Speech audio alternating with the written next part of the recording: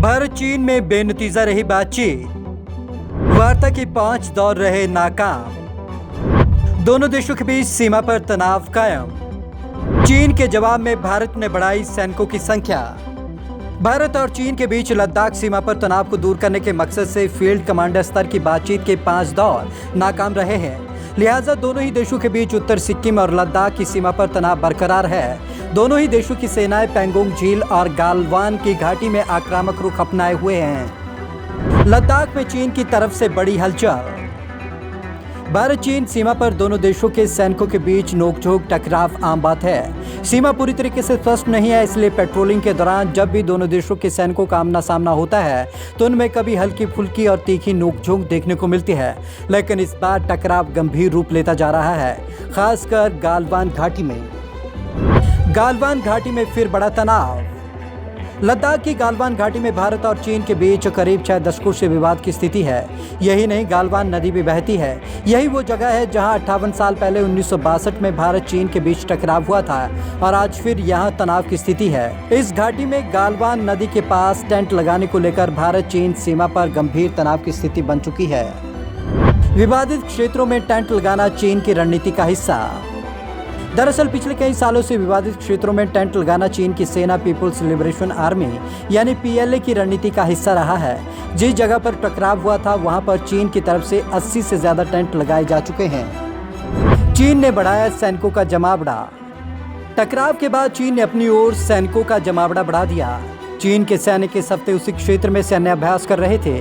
उस सैन्य अभ्यास में इस्तेमाल हो रही भारी हथियारों, सैन्य साजो सामान को भी चीन ने बॉर्डर पर तैनात कर दिया है। जो रिपोर्ट्स आ रही है उनके मुताबिक गालवान में टकराव वाली जगह के करीब 4 किलोमीटर के दायरे में चीन ने अतिरिक्त सैनिकों की तैनाती कर दी है। भारत ने भी की अतिरिक्त सैनिकों की तैनाती। जवाब में भारत ने भी डेमचक, दौलत बेग, ओल्डी, गलवान नदी तथा लद्दाख के पैंगोंग त्सो झील के पास संवेदनशील इलाकों में अतिरिक्त सैनिकों की तैनाती की है। अस्थायी ढांचों को भी चीनी सैनिकों ने पहुंचाया नुकसान। ये भी माना जा रहा है कि चीनी सैनिकों ने पैंगोंग त्सो लेक के किनारे अपनी पोजीशन भी ले ली है और मोटर रूट के जरिए आक्रामक गश्ती कर रहे हैं। इतना ही नहीं, बताया जा रहा है कि भारतीय सेना ने जो अस्थायी ढांचा बना रखे थे उन्हें भी नुकसान पहुंचाया गया है। उकसाने की कोशिश कर रहा चीन की मीडिया इस तनाव का दोष भारत के सिर मढ़ रही है। चीन की मीडिया ने भारत पर घुसपैठ और चीन की सीमा के अंदर अर्धरूप की रक्षा सुविधाएं स्थापित करने का आरोप लगाया। वहीं सूत्रों ने बताया कि भारतीय सेना ने कहा कि चीन के सैनिक इस इलाके में टेंट लगाकर हमें उकसाने वाली गतिविधियां कर रहे हैं। इलाके में पकड़ मजबूत कर रहा ड्रैगन। दोनों देशों के बीच विवाद को उच्च स्तर पर बातचीत के जरिए हल करने की कोशिशें जारी है।